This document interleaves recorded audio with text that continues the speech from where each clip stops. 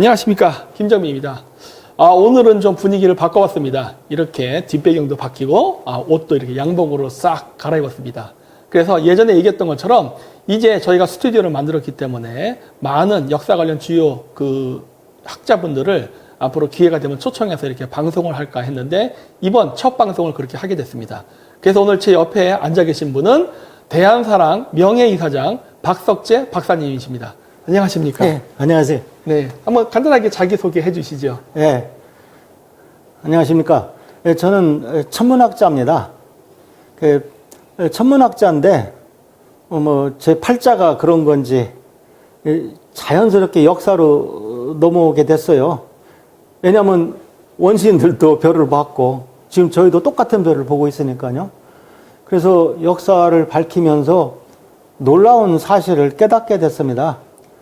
그것이 이제 우리 민족이 이제 천손이라는 그 사실이었어요. 그래서 저는 천문 쪽에서 역사 이쪽으로 넘어온 몇 명 안 되는 사람 중에 한 사람입니다. 그 다음에 지금 저만 천손 얘기를 하고 있는 것 같아요. 근데 제가 김정민 박사님을 처음 뵙고 얼마나 반가웠냐면, 김 박사님은 물론 저보다 훨씬 범위도 넓고 여러 분야에서 활동하고 계시지만 그쪽에서 천문을 가지고 천손으로 넘어오셨더라고요. 그래서 저랑 주장하는 바는 거의 같고, 그런데 그 뿌리는 완전히 다르고, 그래서 너무 그 보완이라고 할까요? 그게 너무 잘 되더라고요. 좀 찰떡궁합이라고 해야 될까? 그런 걸 느꼈습니다. 그래서 저는 개인적으로 정치, 종교, 지연, 전 이런 거 전혀 관여하지 않습니다. 예, 좀 오해하실지 모르겠는데, 전 구름 밑에 내려가기 싫어요. 하늘에서 별만 보고 싶습니다. 그런데 어쨌든 김 박사님의 다른 것은 제가 잘 모르고 동의하지 않는 것도 많지만, 지금 국내에서 역사에서 천문 쪽으로 넘어오시면서 천손을 주장하시고, 천문에서 역사를 공부하면서 천손을 해서 둘이 만나니까, 제가 한두 번 제 채널에 모셔서 말씀도 나눴지만, 그랬죠. 할 게 무궁무진하더라고요. 그래서 저는, 김 박사님을 개인적으로 굉장히 존경하고, 저는 김 박사님을 알아보는 사람입니다. 사람들이 어떻게 오해할 수도 좋습니다만, 저는 김 박사님 같은 분이 계셔서 오늘 마지막 부분에 정말 우리 알타이 라인, 우리 멀게 보면 몽상처럼 들리실지 몰라도 우리나라, 북한, 만주, 몽골, 카자흐스탄, 터키, 튀르키예라고 하죠. 그 알타이 라인을 따라가는 USK, United States of Korea도 한번 얘기해 볼 수 있는 분, 그런 분이어서, 네. 더군다나 오늘 이 스튜디오 준공하시고 첫 초대 손님 케이스로 제가 왔다고 말씀해 주셔서, 네. 한 걸음에 달려왔습니다. 아유, 고맙습니다. 너무 불러주셔서 너무 감사합니다. 굉장히 멀리서 오셨는데, 네, 또 비도 많이 오고 해서 걱정을 좀 했는데 굉장히 일찍 오셨습니다. 자, 그래서 오늘 박사님께서 준비하신 내용은 어떤 건가요? 예, 저는 평소는 제가 이제 제 채널에서 김 박사님 모시고, 김 박사님이 주로 말씀하시고, 저는 이제 이렇게 천문학적인 코멘트만 드렸잖아요. 네. 근데, 오늘은 제가 손님이니까, 네. 평소 제가 주장하던 천손 주장을 좀 하면서, 네. 김 박사님하고 좀 이렇게 맞춰가보고 싶습니다. 그렇습니다. 네. 네. 그래서 저는 오늘 제가, 말씀드릴 내용 제목은 한국인은 천손이다입니다. 네. 간단해요. 한국인은 천손이다. 자, 그럼 내용을 보시면. 네, 한 번씩 PPT를 보죠. 네. 자, PPT 화면을 띄워주세요.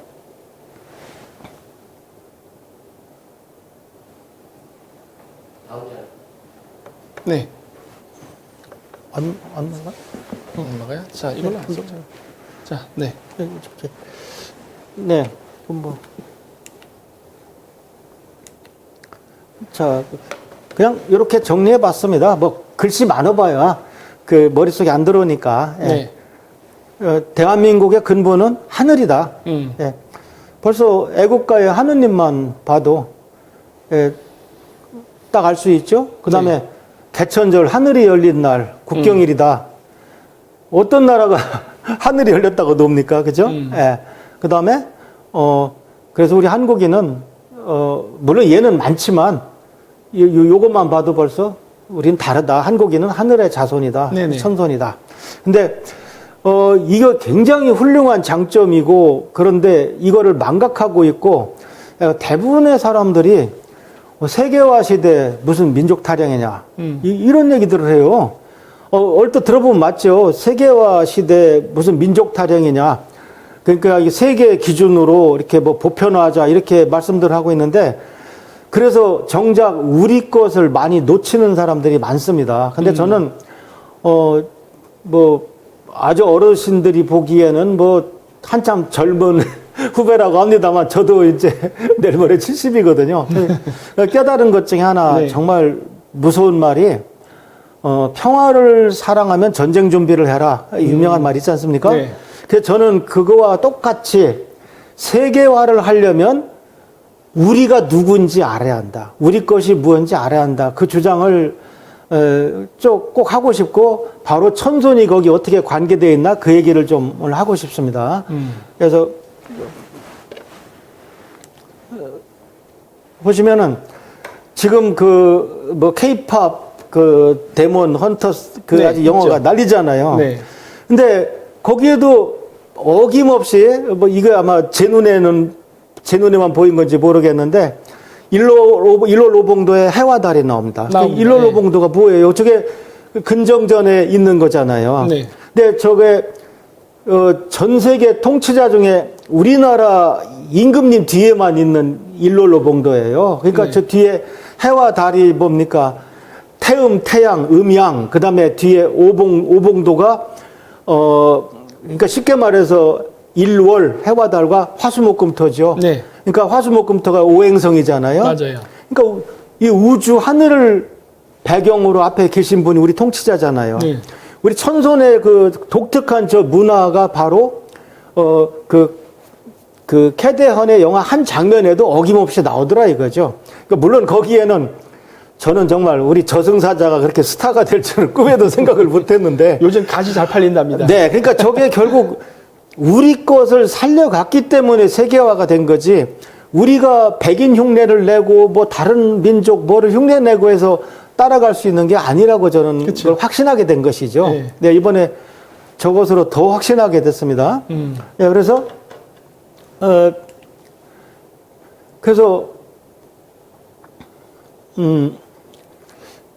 요걸 한번 좀 정리해 보고 싶어요. 네.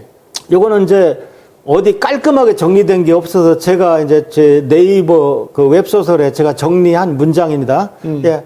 한번 그동안 들은 뭐 단군 신화니 뭐니 모든 잡다한 것이 이 안에 다 있어요. 한번 네. 보실까요? 네. 예, 천손사상은 당연히 선민사상이기도 합니다.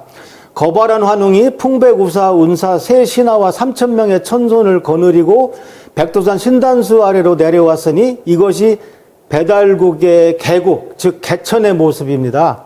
여기서 하나 벌써 우리가 하나 큰 걸 알 수가 있죠. 뭐냐면 개천이 저 단군하고 상관이 있는 줄 알아요. 그게 아니라 환웅, 그쵸. 환웅에 내려와서 배달을 세운 것이 개천입니다. 예, 그다음 보실까요?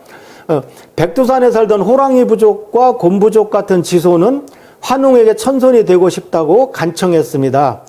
그래서 천손이 있고 지손이 있었던 거예요. 그래서 환웅이 쑥과 달래를 먹으면 수양할 것을 요구하자. 여기서 중요한 것은 5, 6천 년 전에도 벌써 수양한다. 뭐 그런 개념이 있었다는 겁니다. 네. 예. 그래서 보시면은 그 호랑이 부족은 중간에 포기했고 곰부족만 이겨냈습니다. 그리하여 환웅은 곰부족의 여왕을 아내로 맞이했던 것입니다. 이것이 바로 천손이 지손을 교화하는 장면입니다. 천손의 당당함으로부터 배달족의 선민사상을 느낄 수 있습니다. 이렇게 정리를 해봤어요. 네. 예, 그러면 이게 왜 필요하냐 이것이. 그러니까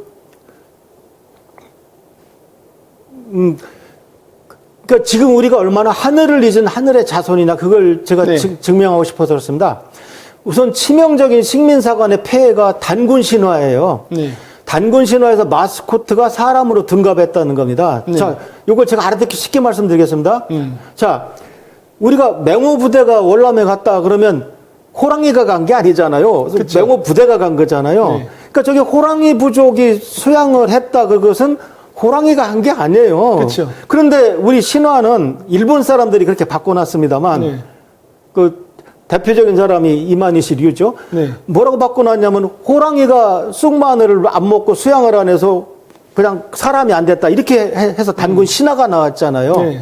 그 단군 신화라는 것이 얼마나 어리석은 거냐면 맹호 부대가 베트남에 간 거를 호랑이가 갔다고 바꾸는 거하고 똑같은 겁니다. 그거를 우리가 지금 자랑스러운 우리 역사라고 그걸 얘기를 하고 있고 케이팝에 빠진 외국 사람들한테 재미있는 우리 건국 신화라고 설명을 하고 있어요.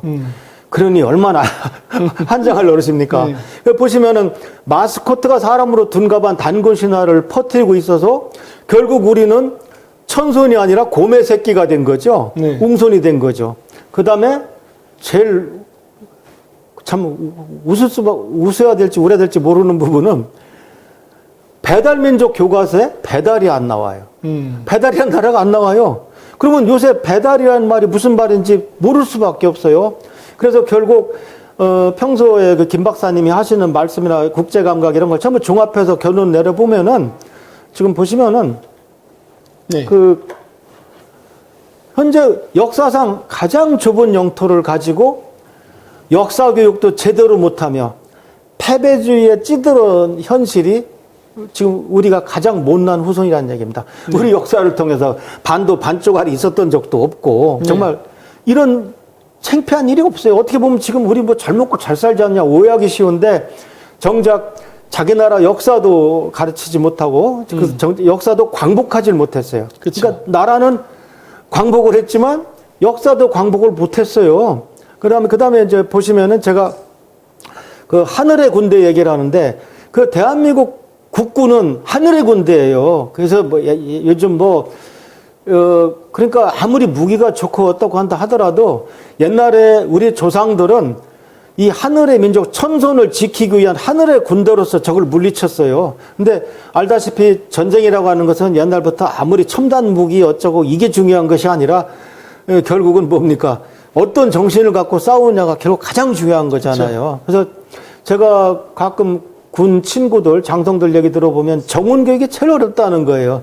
ROTC 하셨으니까 잘 아시잖아. 근데 그 정원 교육이라는 게 서로 안 하려고 하고 잘못 얘기하면 큰일 나고 막 이런 걸로만 돼서 지금 휴대폰 보는 군인들 정신교육이 제일 문제다. 이런 말들 스스로 하고 있는데 무슨 소리입니까? 우리 민족의 천손이라는 걸 전통만 잘 교육해서 우리는 하늘의 군대다. 그 한마디로 다 정훈교육이 사실 끝나는 건데 그렇게 못하고 있는 거예요. 네. 그래서 다음 보시면은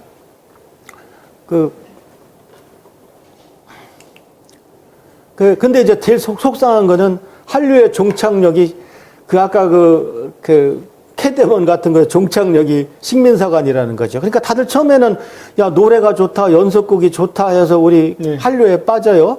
그래서 예를 들어 1억이 빠졌다 그러면 그다음 한 1,000만 명은 보니까 한글 또 점점 깊이 들어오면서 한글 그쵸. 공부하니까 놀랍고 태권도 뭐 하니까 놀랍고 야 이게 어떤 민족이지? 해서 마지막에 이제 역사는 어땠는데 보면 이제 전 세계에 알려져 있는 우리 역사는 옛날 남한은 일본 식민지, 북한은 중국 식민지로 다 나와 있어요. 네. 그러면 아이고 대단한 왕족 뭔 줄 알았는데 노비 집안이네 이렇게 돼버리는 거예요. 그러니까 아무리 한류가 아무리 퍼져도 결국은 저런 끔찍한 제 마지막 단계 K 히스토리가 우리를 기다리고 있는 거예요. 네. 그래서 정말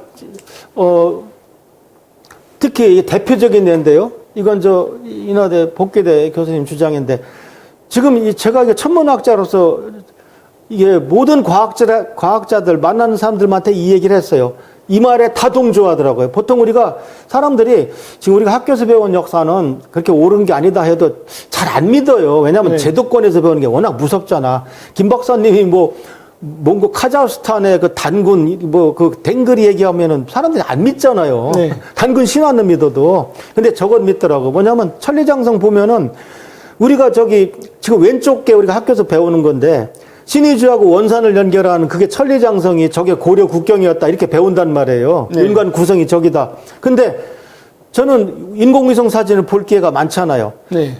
아니 과학자 아니어도 돼요. 구글 어스 보면 성이 한 개도 없어 거기. 예. 근데 이렇게 거짓말을 어떻게 가르치냐고. 천리장성이라고 하는데 성이 하나도 없고. 그러니까 왼쪽에 있는 거 얘기하는 거죠? 예, 왼쪽에 있는 게 네. 학교에서 배우는 천리장성이에요.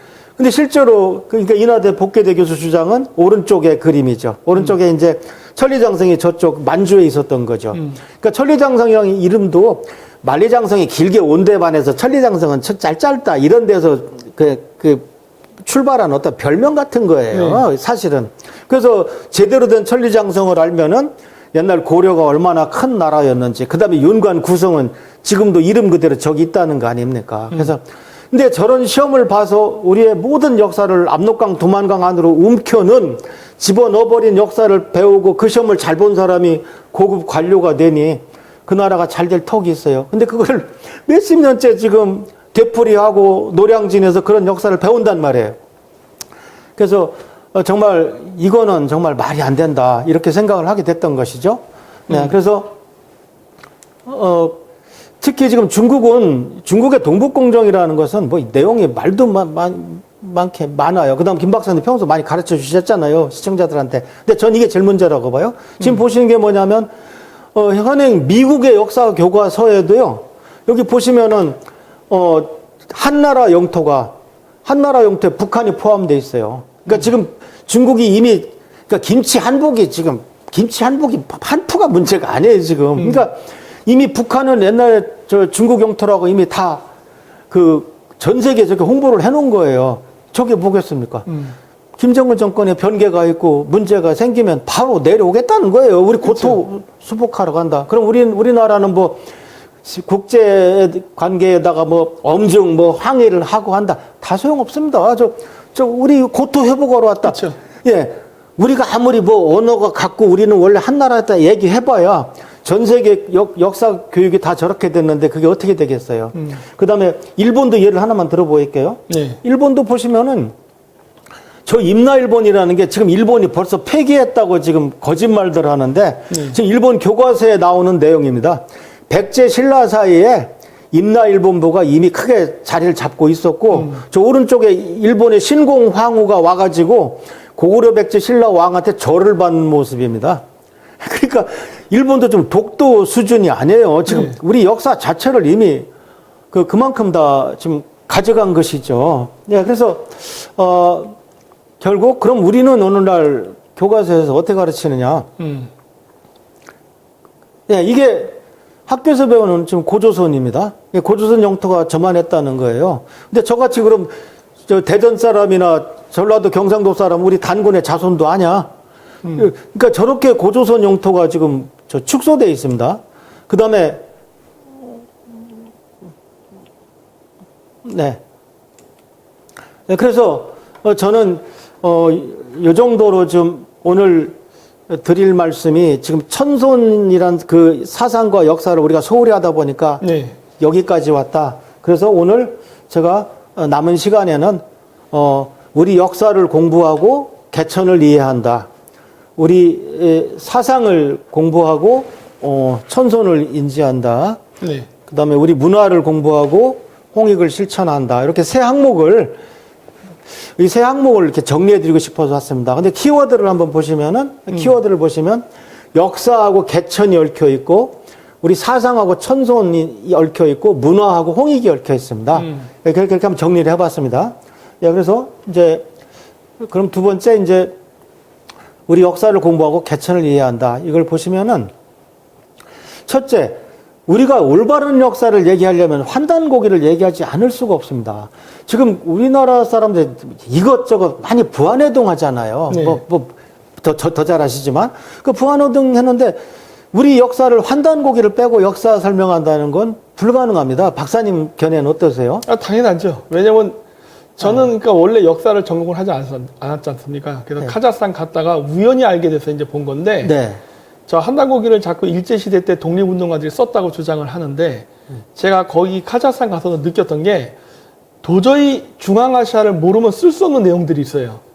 그게 있는데, 그러면 조선시대 때, 옛날 때 거의 뭐 중앙아시아뿐만 아니라 중국도 못 가던 시절인데, 네. 도대체 그런 내용은 도대체 어디서 알았길래 그걸 기록했느냐가 제일 미스테리거든요. 네. 이거는, 그러니까 과거에 어떤 책에서 이게 필사해서 내려왔다고밖에 볼 수 없는 내용들이 있어요. 근데 우리나라는 그 신기한 부분을, 그러니까 이 불가사의한 부분을 연구하려고 하는 게 아니라, 네. 어떻게든 흠집을 잡아서 이 책은 가짜다라는 쪽에 집중을 하더라고요.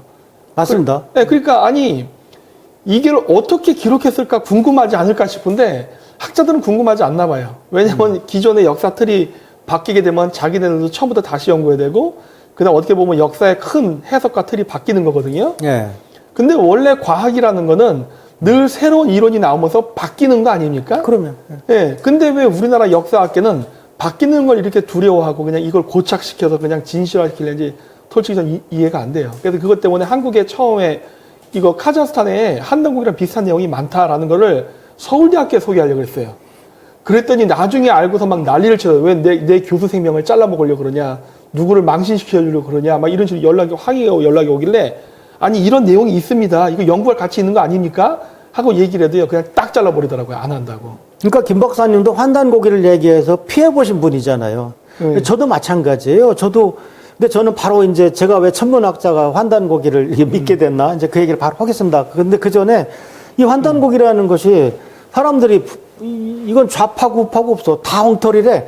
그러니까 단 한 줄도 안 읽어본 사람들이 그리고 심지어 어떤 사람들은 그냥 옛날에 우리나라가 뭐 우리 민족이 뭐 러시아만한 나라를 통틀어 뭐 정복했다는 뭐 판타지 소설이래 이렇게들 알고 있어요. 근데 여러분들 한번 이번 게 좀 분명히 알아두시죠. 환단고기는 5권의 역사책입니다. 그래서 안암로의 삼성기, 원동중의 삼성기 책 제목이 똑같아서 상하로 나눠 생각하고 있어요. 그다음에 이암의 단군세기, 범장의 북부여기, 임액의 태백일사 5권의 역사책을 모았어요. 1911년에 개연소란 분이 모아가지고 야, 통합했으니까 이름을 다시 지어야 될 거 아니야. 그래서 환인, 환웅, 단군의 옛날 이야기 해서 환단곡이라고 진 것이죠. 네. 그래서, 지금 그 환단곡 역사책이 이제 그 뒤로 많이 나왔는데, 저는 종교인이 아닙니다. 박사님도 종교인이 아니지만 네. 저는 종교인이 아닙니다. 그런데 우리나라 종교, 증산도에 안경전 종도사님이 이 환단곡이 100주년을 맞이해서 낸 책이 바로 이 책이에요. 근데 이 책을 보시면은 그래서 안경전 종도사님이 낸 책인데 저는 안경전 종도사님을 굉장히 존경합니다. 보통 종교 활동하실 때는 이렇게 포교나 뭐 중고등학교 짓고 막 이런 거를 해서 교세 늘리는 데 주로 최선을 다하는데 이분은 30년간 따로 연구를 하셔가지고 물론 다른 것도 하셨겠지만 네. 연구를 하셔서 저 책을 만드셨더라고요. 그래서 저는 정말 학자의 한 사람으로서 굉장히 저분을 존경합니다. 그래서 저 책을 읽어보니까 저도 옛날에 다른 뭐 임승국 선생님 책도 읽어보고 다 읽어봤지만 너무 잘 돼 있으니까 그래서 우리 국민들이 좀 저 책을 다 봤으면 좋겠다 이제 그런 생각을 늘 하고 있었어요. 근데 저게 왜 엉터리가 아니냐 이것만 봐도 압니다. 이게 지금 조선왕조 실록인데 세조 때 팔도 관찰사한테 제일 첫 줄에 팔도 관찰사한테 이러이러한 역사책을 전부 거둬들여라. 저 역사책을 왜 거둬들였냐면은 그러니까 조선에 들어오면서 중국에 사대를 해서 네. 그쪽이 천자국이 됐잖아요. 근데 역사책 보니까 우리가 천자국이었어. 그러니까 야 이건 안 되겠다 해서 이제 거둬들인 겁니다. 그래서 거둬들였는데 저기 보시면은 저기 노란 부분에 안암로 원동중에 삼성기가 있잖아요. 네. 그러니까 아까 5권 책 중에 제가 안암로는 신라 고승이잖아요. 네. 안암로의 삼성기, 원동중의 삼성기라고 해서 저기 있잖아요.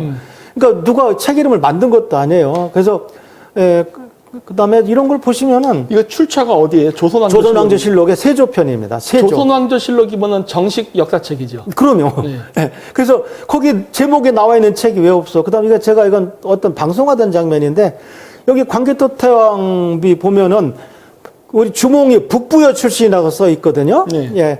저기 출자 북부여에서 오셨다고 이렇게 딱 써 있는데 광기도 태양비에 저렇게 북부여라고 적혀 있어요. 근데 우리는 역사에서 북부여라는 걸 배워본 적이 없어요. 맞아요. 그러니까 고조선에서 고구려로 구렁이 담 넘어가도 넘어가는데 그 중간에 국가가 북부였던 거예요. 그래서 주몽이 세운 나라죠. 그렇죠. 예. 근데 그걸 배운 적이 없어. 그런데 거기 아까 환단고기 보시면 북부여기가 있잖아요. 네. 그러니까 우리가 안 배운 역사가 떡하니 들어가 있는 거야. 그래서 이 환단고기는 바로 이제 그 정통성이 있는 거죠. 그러니까 일제 때는 일제가 엄청난 돈을 들여서 조선사를 만들었지 않습니까? 근데 네. 저게 바로 식민사관의 뿌리인 거죠. 지금 저 식민사관 저 뿌리 저 조선사 책을 우리가 지금 다 번역을 해놓고도 지금 일부 세력에 의해서 저 공개를 못 하고 있어요. 왜냐하면 그대로 베꼈다는 게 다 드러나니까 감추고 있는 겁니다. 지금 이건 정말 믿기 힘든 일입니다. 그래서 지금 조선 저 일제가 만든 저 식민사관의 뿌리 정체를 다 밝혀놨는데도 지금 공개를 못 하고 있어요. 그 이병도의 제자들이 바로 그 식민사 카르텔들이 계속 이제 한국 교단을 장악해 오니까 강단사학이라고 하죠. 그러다 보니까 우리가 지금 배우는 역사는 결국 식민사관인 거예요. 그래서 계속 결과는 어차피 낙랑군이 지금도 저 평양에 있었다고 가르치는 게 그거거든요. 네. 그러니까 그다음에 임나도 다 버렸다곤 하지만 음성적으로 도로 다 살리고 있습니다. 그러니까 지금 결국 북쪽은 중국 식민지, 남쪽은 일본 식민지였어요. 예, 그 다음에 보시면은, 그런데 독립군도 뭔가 따로 공부한 역사책이 있을 거 아닙니까? 그 중에 대표적인 것이 배달의숙에서 계연수가 가르쳤던 것이 바로 환단고기입니다. 근데 저거는 오늘날 재야사학자 아니면은 우리 김정민 박사님 같은 분, 외국에서 공부해서 발견해 들어오신 분, 그 다음에 민족종교, 그 다음 제가 이사장을 맡았던 사단법인 대한사람 같은 역사 광복군들이 지금 지탱을 하고 있어요. 그래서 정말 웅원한 우리 배달민족 역사를 품고 있는 것이 환단고기입니다. 그럼 옛날 일제강점기 때는 선택여지가 그럼 조선사냐 환단고기냐 둘 중에 하나인데 조선사가 옳습니까? 말도 안 되는 것이죠. 그렇죠. 예. 그래서 환단고는 정통성을 가지고 있습니다. 그뿐만 아니라 그 환단고기 상고사에는 우리는 지금 단군 조선도 신화라고 배우는데 바로 환인, 환국, 환웅, 배달, 단군 조선의 세 상고 거대한 국가가 나오게 되는 것입니다. 그 세 상고 국가를 이어받은 것이 북부여라고 할 수 있죠. 근데 네. 한국은 저는 저거는 우리 민족만의 나라가 아니라고 생각합니다. 박사님은 공유한 국가라고 생각하지 않으세요? 네. 그러니까 처음에 고대사 볼 때는 민족주의 시각으로 봤다가 예. 점점 고대사로 갈수록 네. 한민족만은 아닌 것 같다라는 생각이 점점 들기 시작해요. 그렇죠. 예. 왜냐하면 제가 했듯이 12황국의 국가 명칭은요, 예. 중앙아시아에 지금도 존재합니다. 예. 그 명칭이 존재하고 민족들을 보면은 주로 알타이어를 쓰는 사람들이에요. 예. 물론 인도 유럽계도 섞여 있긴 하지만 예. 주로 알타이어를 쓰는 이 유라시아 유목민족들 민족 명칭하고 관련이 있거든요. 예. 그래서 제가 이게 왜 이런 현상이 하나 하고 이제 보다가 한 가지 힌트를 얻어서 알게 된 게 지금의 미국하고 똑같구나. 그러니까 미국 민족은 없습니다. 미국 시민은 존재하지만. 그렇죠. 근데 미국인들의 그 구성원을 보면 전 세계 사람들이 다 들어와 있잖아요. 예, 예. 그래서 제가 그러면서 알게 된 게, 이 12황국이라는 게 유라시아의 여러 민족들의 연방체였구나라는 거를 그래서 이제 알게 된 거거든요.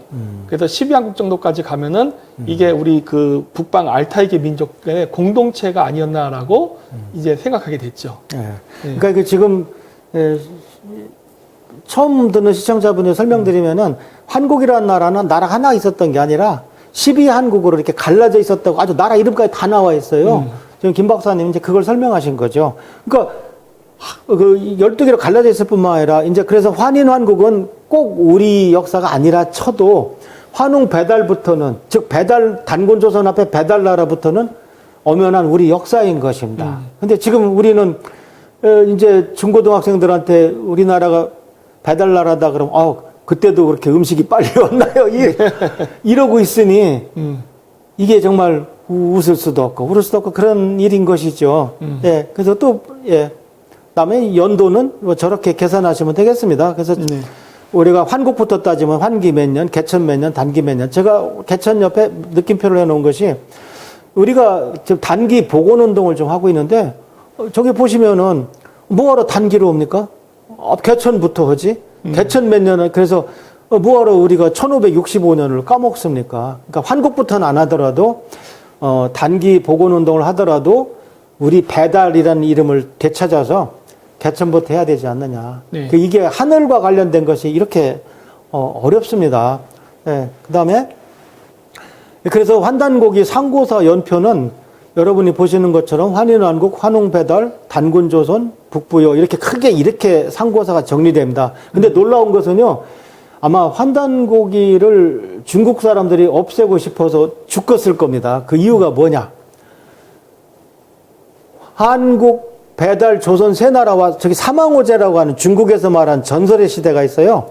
제가 편의상 지금 저쪽 중국 역사 앞에다가 사망오제를 그려놨지만 사실은 저게 우리 이 다 하나 같은 뿌리고 전부 배달족입니다. 그러니까 우리가 말하는 화족이 처음으로 집권하는 것은 바로 그 진나라가 되겠습니다. 그 진나라 시황제가 왜 진시황이 시황제라고 했느냐? 왜 자기가 시작하는 황제라고 했느냐? 앞에 모든 배달 역사를 전부 지우고 내가 우리 화족의 시작이다 해서 시황제라고 했던 겁니다. 여러분 이거는 제가 지어낸 말이 아닙니다. 사마천 사기를 보면요. 사망오제가 사망이 누구냐면요. 염제, 신농, 황제, 혼원 그 다음에 태우복희입니다. 근데 그러면 사마천 사기는 당연히 태우복희, 염제, 신농, 황제, 혼원 시간 순서대로 삼황이 들어가고 그 다음 오제, 소금천, 전옥고양, 제곡고신, 요순이 들어가야 그 올바른 역사책이 아니겠어요? 근데 이게 다 배달족이라는 걸 알기 때문에 사마천도 황제 헌원에서 시작했던 겁니다. 그래서 태호복희, 태극기 만든 분이에요. 네. 태호복희가 중국 사람이면 우리 태극기 중국제가 되는 거예요. 예, 그래서 태호복희하고 염제, 황제가 다 배달족인 걸 알았기 때문에 사마천 사기도 차마 거기를 못 건드는 겁니다. 그래서 다시 여기 상고사를 보시게 되면 놀랍게도 하상 주까지는 적어도 춘추전국은 워낙 나라가 많았으니까요. 그 족보가 환단곡에 나옵니다. 아마 중국 사람들이 저거 지우고 싶어서 아주 죽었을 겁니다. 지금 중국 사회과학원에서 한단곡이 연구하고 있습니다. 해야죠, 당연히. 네, 어떻게 이미 요거를 하고 있습니다. 엉터리라고 주장할까 연구하고 있겠죠. 그리고 그 진시황도요. 중국인이 아니라고 그럴 가능성도 중국 있죠. 쪽에서 나요. 네. 그게 제가 예전에 봤던 우리나라도 아직 있을 텐데 그 진시황은 몽골어를 할 줄 아는 여진족이라는 책이 있어요. 예. 그게 대만의 주학연이라는 사람이 지었거든요. 네. 그 사람이 얘기한 게 진시황이 한족이 아니라고 얘기하는 거예요.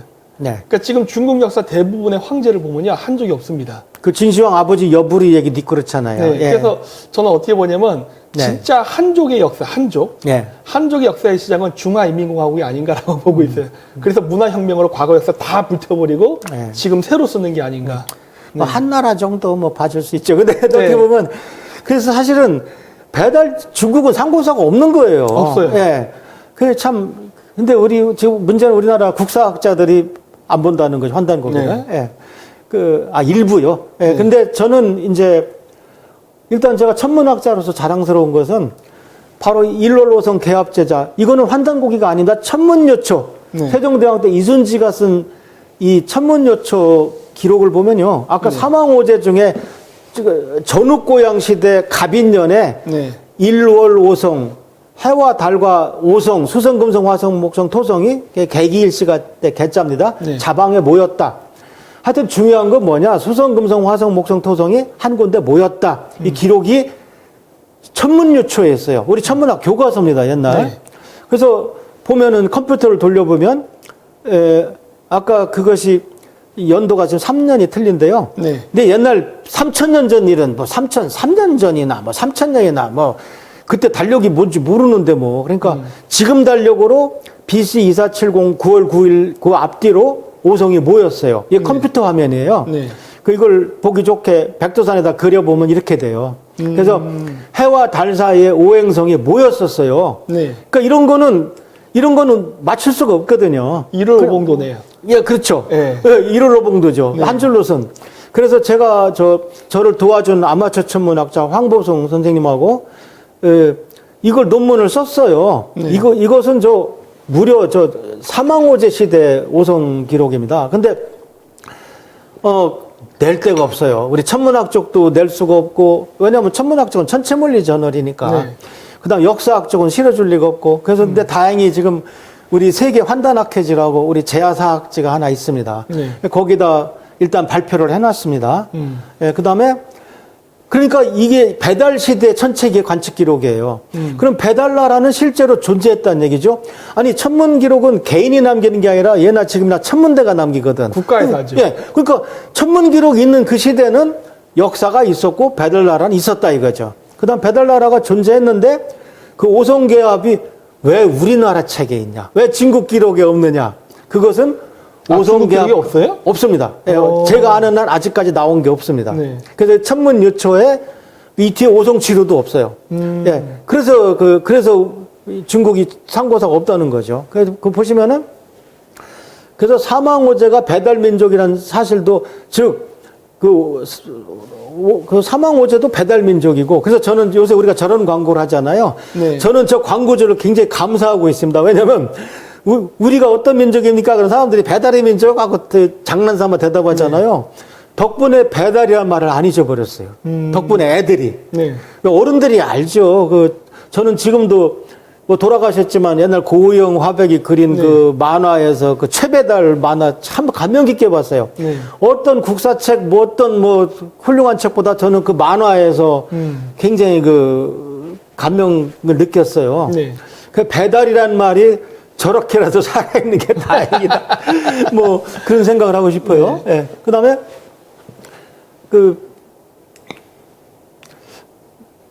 그래서 제가 그 소설을 쓰면서 배달의 사나이란 군가를 한번 만들어 봤어요. 그러니까 네. 그 배달이라는 그 커다란 나라에서는 이런 가사를 불러서 노래를 하지 않았을까. 지금 제가 이제 곡을 붙이려고 이제 AI도 써보고 하는데 배달의 사나이여 천선의 나라를 지키자. 눈보라 몰아치고 태풍이 길을 막아도 흑룡강에서 양자강까지 그 어딘들 가지 못하리. 오늘 밤도 별빛 아래 천자의 명을 따라가노라. 그러니까 누구를 천자라고 했는지 왜 양쯔강이라고 안 하고 그냥 왜냐하면 그 당시 흑룡강, 양자강을 부르던 말이 있을 텐데 그걸 제가 발굴도 할 수 없지만 발굴해서 저기다 소설에다 써 넣은들 독자도 모르잖아요. 그래서 그냥 아예 원형대로 한자 말로 놔뒀습니다. 즉 우리 배달국은 저런 군가를 부르면서 치우 장군을 따라다니면서 정복을 했을 거란 얘기죠. 네. 그런 그 소설이니까 그러나 틀림없이 그때 군가는 저런 언어였을 거라고 저는 확신합니다.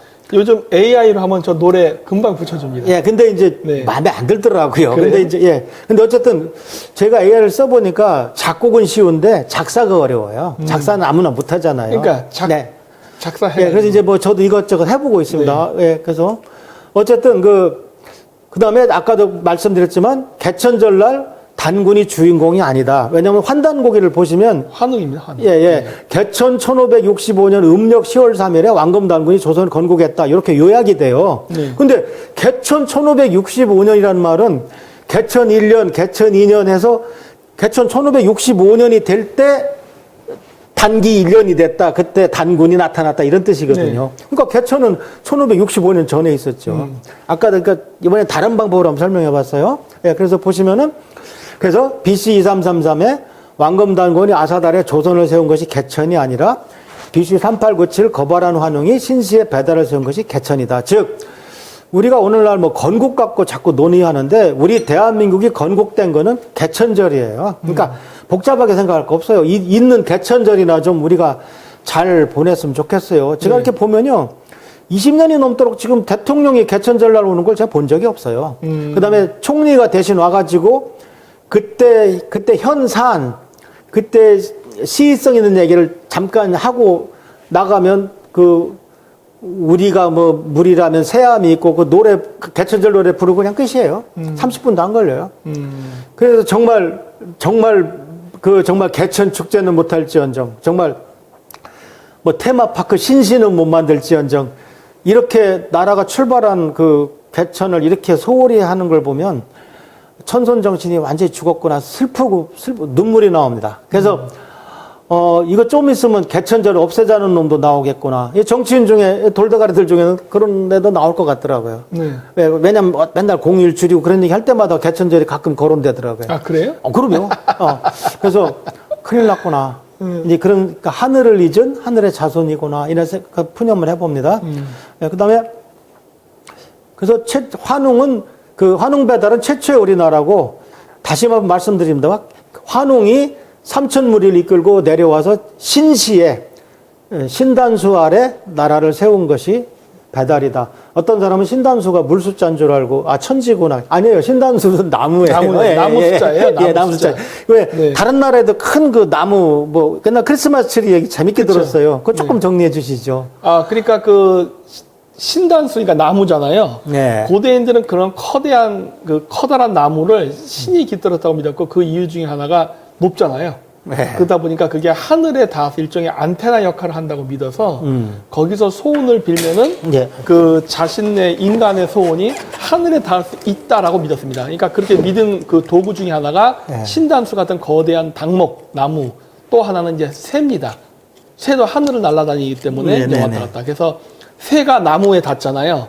그게 일종의 하늘과 연결한다는 그런 의미로. 그러다 보니까 네네. 나온 게 뭐냐면 우리가 아는 솥대, 나무에 새가 앉는 그런 형태의 그런 물건도 나오게 되죠. 그렇죠. 네. 그 솥대도 거기서 등장하는 거죠. 네. 그렇죠? 예. 그래서 PPT를 계속 보시면은 네. 그래서 이제 바로 그 천부인이라는 걸 봤죠. 그러니까 네. 그러니까 한국에서 사실 화족의 그 반고라는 사람도 한국에서 내려오는데 네. 마지막 지의리 환인이 아무것도 안 줬어요. 네. 근데 우리 또 거발한 환웅한테는 이거 가지고 가고 손에 쥐어준 것이 천부인이다. 그러니까 청동, 검, 방울, 거울. 그 다음에 이는 도장인자인데, 에이, 그 시대에 무슨 도장이 있어. 저도 그렇게 생각을 했는데, 도장이 있더라고요. 그 몽골 남한기란 지역에서 나왔습니다. 네. 그래서 천부인을 받은 배달은 확실히 있었던 나라고, 그 다음에, 천부경이라는 그 민족의 우주가 있었어요. 그 다음에 바로 18명의 환웅 중에 5번째 환웅인 태우의 환웅의 막내 아들이 네. 복희다. 네. 그 환단곡에는 복희가 그냥 막연하게 배달 사람이 나온 게 아니라 5번째 태우의 환웅의 막내 아들이다. 네. 그 다음에 치우천자는 14번째 자오지 환웅이 바로 치우 자신이다. 그러니까 환단고기가 엉터리면 태극기 만든 태호복희도 중국 사람이 되고 치우천자는 중국 도깨비가 되는데 그럼 우리 붉은 악마는 중국 원단이 되고 이게 있을 수 있는 일이에요. 태극기는 중국제가 되고 네. 예, 그러니까 벌써 여기서 이제 배달이란 나라는 그러니까 배달을 부정하면 우리나라는 뿌리가 없는 나라가 되는 거잖아요. 맞아요. 예. 태호복희를 부정하면 안 됩니다. 예. 네. 근데 이 당시 그런데 무슨 역사적 근거가 있느냐. 이제 드디어 유적이 나오는 게 홍산 문명이죠. 홍산 문명에 보시는 것처럼 옥문화가 엄청 발전했어요. 그 다음에 여전한 것은 상투가 저쪽 지배자 해골 윗부분에 큰 상투, 옥상투가 있죠. 그러니까 상투라는 게 상두가 북두칠성 그 천손의 상징이잖아요. 네. 그래서 왜 중국은 보면 상투가 여기 붙어 있기도 하고 막 그렇잖아요. 근데 우리는 항상 이게 아까 말씀하신 그 신단수처럼 천손에 안떼난 거죠. 한 일 그렇죠. 동안 안떼나. 그래서 우리가 사파를 그려도 상투를 똑바로 이렇게 요렇게만 그려도 한국 사람이구나 이렇게 알 수가 있는 네. 거죠. 네. 그래서 이 환단곡의 그 홍보 사진이나 이런 자료를 보면은 저기에도 바로 그 여신이 나와요. 근데 진흙으로 만들어졌지만 눈은 옥으로 되어 있어요. 네. 그래서 저기 홍보물을 보면 저 환단곡의 분홍색 책자 밑에 그 안경전 역접 그 위에 쭉 검은 도장이 그것이 당시 만들어진 도장입니다. 그러니까 천부인의 도장인자가 결코 엉터리가 아니라는 걸 알 수 있고 저게 왜 여신이냐 오른쪽 그림을 보시면 예, 여자죠 몸매가 네. 예. 그러니까 여신이 벌써 수양을 하고 그런 것을 문화를 가지고 있다는 걸 알 수가 있습니다. 그 다음에 또 보시면은 저기 누에가 있어요. 네. 그 당시 누에가 왜 옥누에가 5, 6천 년 전에 왜 나옵니까? 저 말은 무슨 뜻이냐면 그때 비단 옷 입었다는 얘기입니다. 예, 그러니까 야, 이게 그 당시 얼마나 문항이 발전한지를 모르는 거죠. 예, 그 다음 보실까요?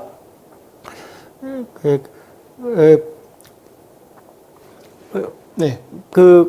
그래서 제가 단군 조선까지만 얘기를 하고 한번 네. 잠시 쉬도록 하겠습니다. 그래서 태우복희와 치우천자는 오늘날 중국에서 숭앙받는 신적인 순항을 받는 사람들입니다. 그렇지만 왼쪽 밑에는 그림이 뭔데요? 예, 저게 바로 복희 신당입니다. 복희가 들고 있는 게 태극기 원조예요. 그렇죠. 팔태극이잖아요.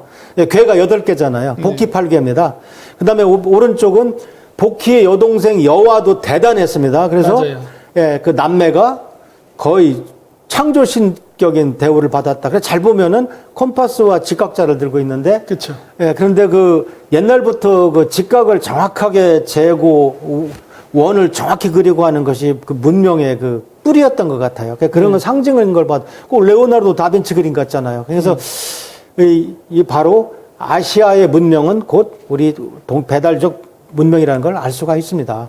그 다음에 제가 또 천문학자로서 이거는 환단고기에 나옵니다. 환단고기에 아까 단군세기라는 책이 있었죠. 5권 중에 단군세기에 보면은 무진 50년 오송 7호라는 기록이 나옵니다.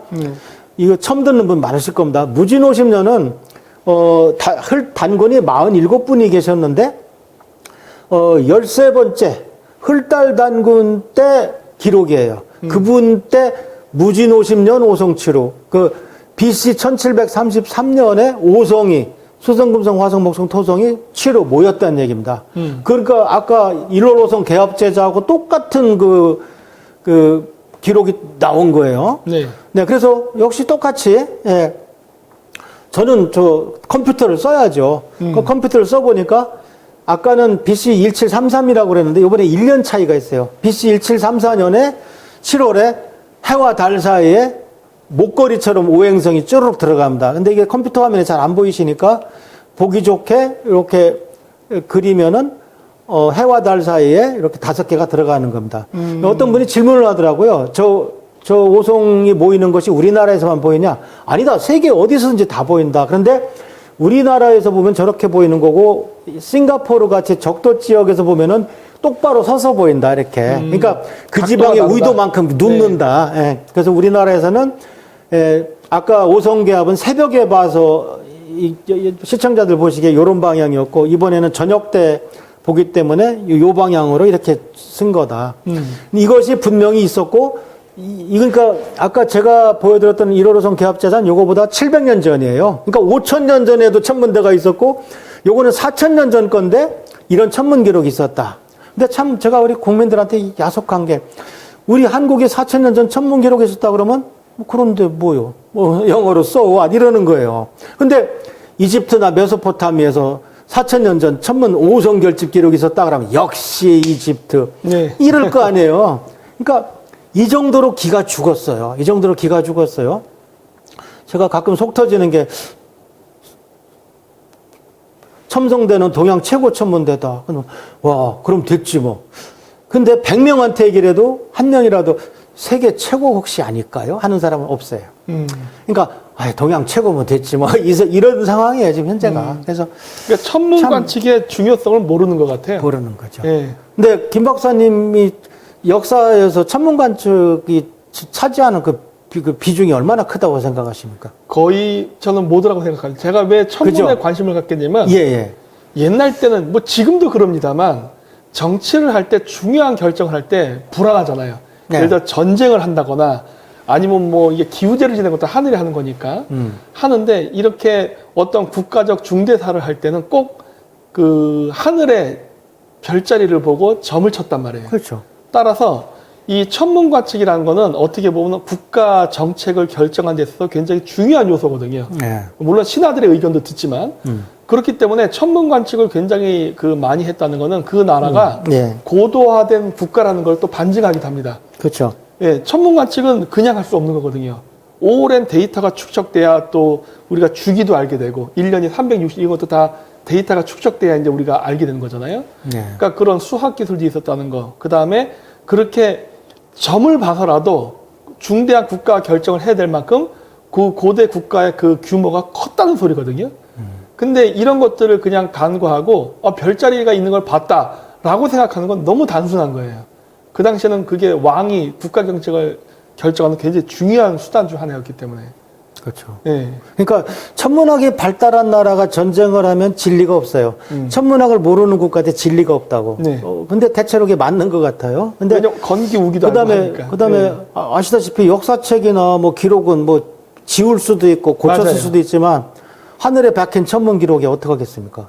컴퓨터 돌려보니까 일어났는데 어떻게 할 거냐고. 그러니까 신뢰성도 더 가죠. 근데 제가 지난번에 김 박사님하고 논의하다가 김 박사님한테 진짜 감탄한 일이 하나 있어요. 이거 뭐 제가 김 박사님한테 아부하려고 한 얘기 아닙니다. 이 천문학을 가르치다 보면은 저도 서양 것만 배웠기 때문에 그 천문학 역사가 당연히 프톨레마이오스의 천동설, 그 다음에 서양에서 만들어진 황도 12궁, 그 다음에 그것이 이제 그 근세에 와서 케플러, 갈릴레이, 뭐, 이렇게 천문학 혁명이 일어나서 뉴턴이 우주를 만들어서 현대에 왔다 이렇게 강의하잖아요. 그러면서 저도 어떤 개념이 생겼냐면, 황도는 뭐, 염소, 물병, 물고기 하는 것이 이게 서양 거다. 저도 그런 개념을 갖고 있었고, 그 다음 동양 천문학을 학교에서 제가 동양 천문학 배운 적이 없어요. 네. 근데 저는 어쨌든 저도 공부해서 뭐 28수도 공부하고 했는데, 가만히 보니까 28수는 황도하고 아무 상관이 없어요. 근데 서양 황도 12궁은 그거 굉장히 중요한 거고 동양에서도 몰랐을 리가 없어요. 그러니까 저는 역사에 관심 있는 천문학자의 한 사람으로서 반드시 황도와 관련이 있는 동양의 어떤 천문모가 있을 것이다라는 생각을 아마 대한민국 천문학자 중에서 이 생각하는 사람 나밖에 없을 거다 하는 자부심을 갖고 있었는데 똑같은 얘기를 김 박사님이 하시더라고요. 네. 그리고 그 중에 증거라고 몇 개 제시하신 것도 있어. 우리 동양에서도 황도 개념이 있었다. 즉, 천문학자들이 갖고 있는 서양의 황도 12궁은 프톨레마이오스나 그쪽 학파에 의해서 서양에서 만들어졌고 동양에서는 황도 개념이 없었다라는 우리 편견을 저는 의심해봤고 김 박사님은 그걸 정식으로 말씀하시더라고. 네. 저 솔직히 부끄러웠습니다. 천문학자로서. 그때 그리고 김 박사님의 천문학에 대해서 상당히 지난번에 북핵위선이나 이런 거를 정치에 활용한 얘기나 이런 거 하실 때도 어지간한 천문학자보다 낫구나 해서 제가 정말 그때 놀랐습니다. 근데 지금도 박사님도 금방 동의하셨지만 이 오성치료 기록 같은 건 조작할 수가 없어요. 못 바꿔요. 예를 들어서 우리가 그냥 어떻게 뭐라고 할까? BC 뭐 1673 오성 뭐였다고 하자. 그 맞을 리가 있어요? 계산하지 않으면 안 돼요. 그러면 그러니까 그런 것들을 학자들이 궁금해해야 된다. 그다음에 일부 어떤 사람들이 중국 사람들은 재주가 많아서 뭐 계산할 수 있었다. 무슨 소리야? 그걸 손으로 어떻게 계산해? 절대 할 수 없습니다. 예. 그러니까 중국 사람이면 뭐 마술 부려서 다 하는 줄 아는 모양인데 그건 그런 거에 해당이 안 돼요. 그걸 믿으면 정말 어리석은 사람입니다. 예, 그래서 어쨌든 이런 기록이 있으니까 뭡니까? 단군조선은 그다음에 이 오성치료는 제 논문이 아닙니다. 제가 아주 존경하는 제 두 후배님이 쓰셨어요. 그래서 라데일 박사, 박창범 박사가 오래전에 1993년에 30년도 전에 발표한 것이 오성치료입니다. 오성치료가 뭐였습니까? 단군 조선시대 오성이 모인 기록이에요. 네.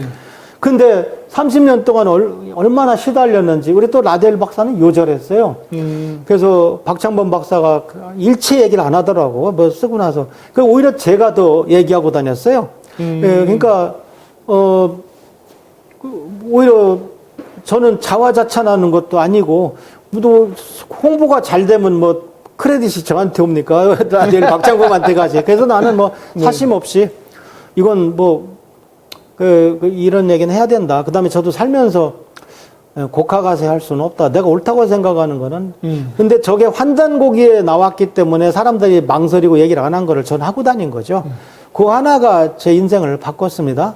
그래서 제가 이게 옛날 2012년에 EBS에서 제가 비장한 각오로 강의를 했는데 이렇게 얘기했더라고요. 그땐 제가 잊어버렸는데 이게 동영상이 지금 돌아다녀요. 역사 특강 시간에 제가 천문학자의 양심을 걸고 분명히 말씀드릴 수 있는 것은 이 오성치료 현상을 조작할 수 없다는 사실입니다. 제가 이렇게 천문학자 양심을 걸고 이런 표현을 썼더라고요. EBS에서 출연하셨었어요? EBS에서요. 그 다음에 내가 PDF하고 저녁 먹으면서 절대로 이거 편집하지 마세요. 이거 이거는 우리 천문학 역사에서 가장 자랑스러운 역사인데 그 부분을 빼면 한국 천문학 역사 다른 건 다 얘기할 필요가 없는 겁니다. 해서 설득까지 했는데 그분이 또 안 뺐어요.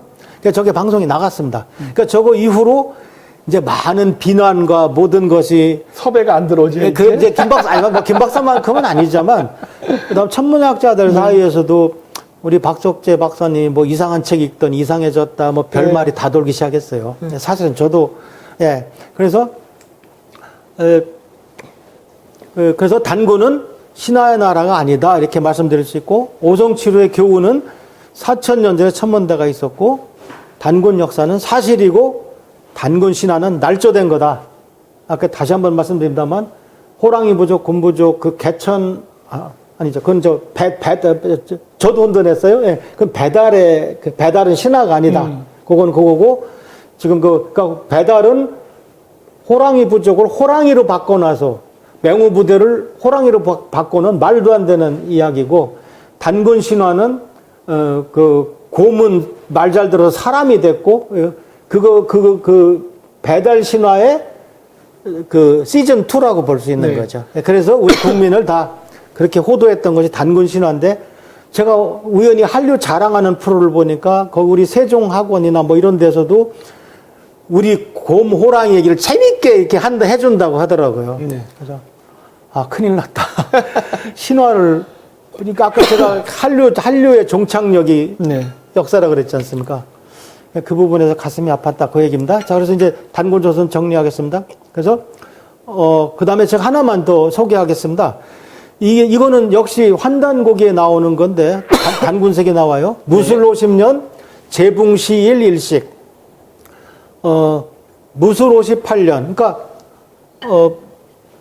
부루단군 58년 부루가 누구냐면요. 여러분들 부루딴지 이런 말 들어보셨죠? 네. 47명 단군 중에 첫 번째 분이 왕검이었어요. 그분이 왕검 단군이었고 네. 두 번째가 부루 단군입니다. 그러니까 부루 단군이 첫째 아들이고 그 밑에 이제 부여도 있고 뭐 부소도 있고 그래요. 예.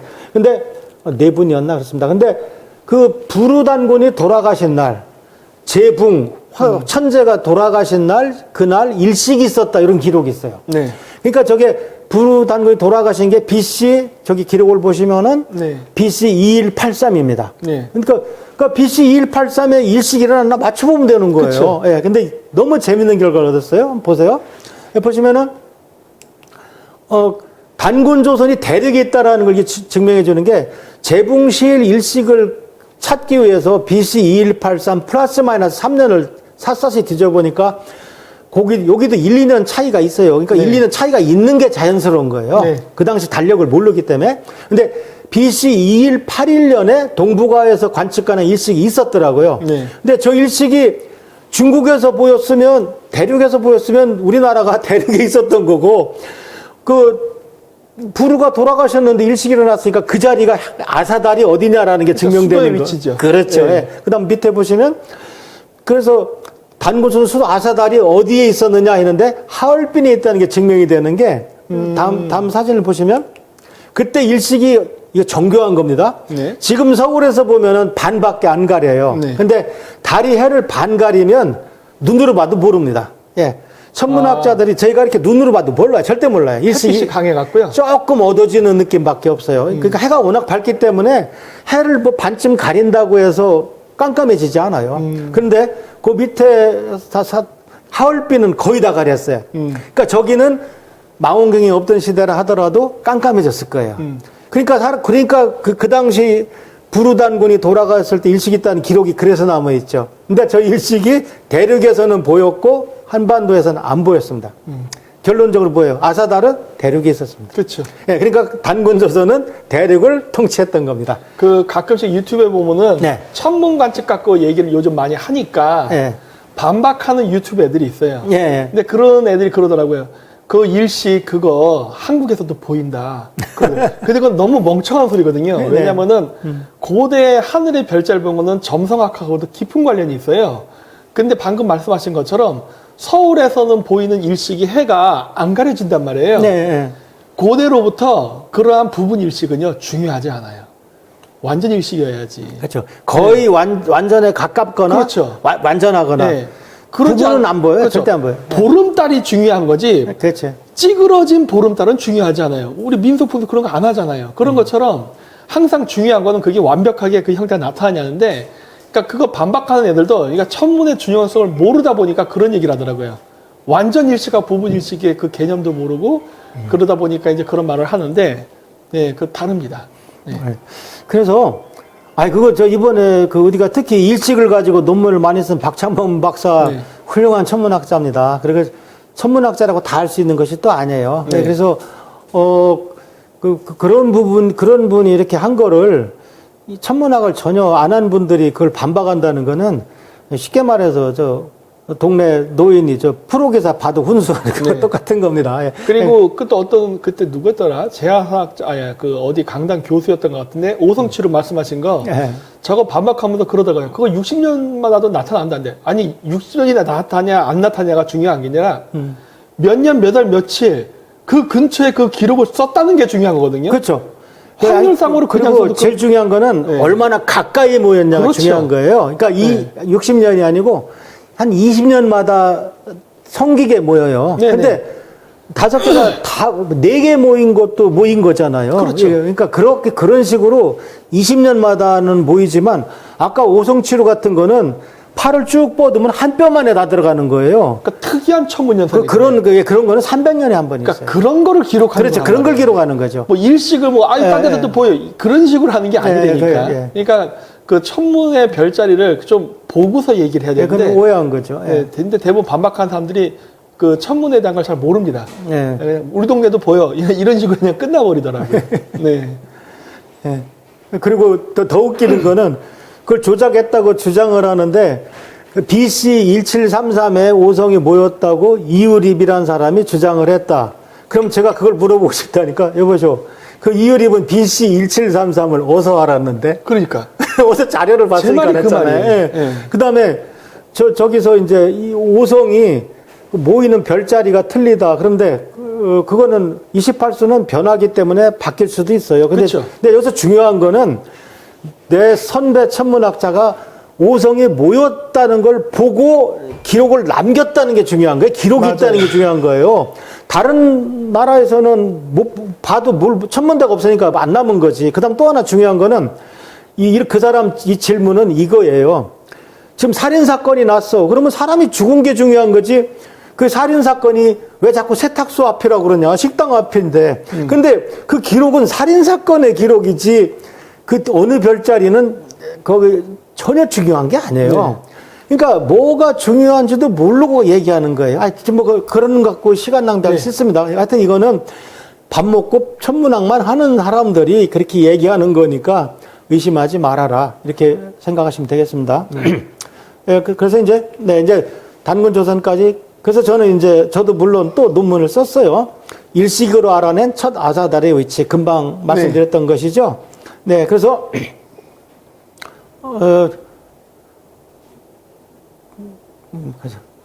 여기서 시간이 많이 지났죠. 많이 지났죠. 진행해서 계속. 네. 하지 마. 아이고. 네. 나 그냥 여기서 끊을까 싶은데. 그래요? 예. 그러면은 요거로 해서 일단 1부를 마치도록 하고, 네, 그 다음에 나중에 또 2부로 또 찾아뵙도록 하겠습니다. 자, 그럼 여기서 일단 1부를 마치고, 네, 다음번에 또 뵙도록 하겠습니다. 네, 안녕히 계십시오. 네. 왜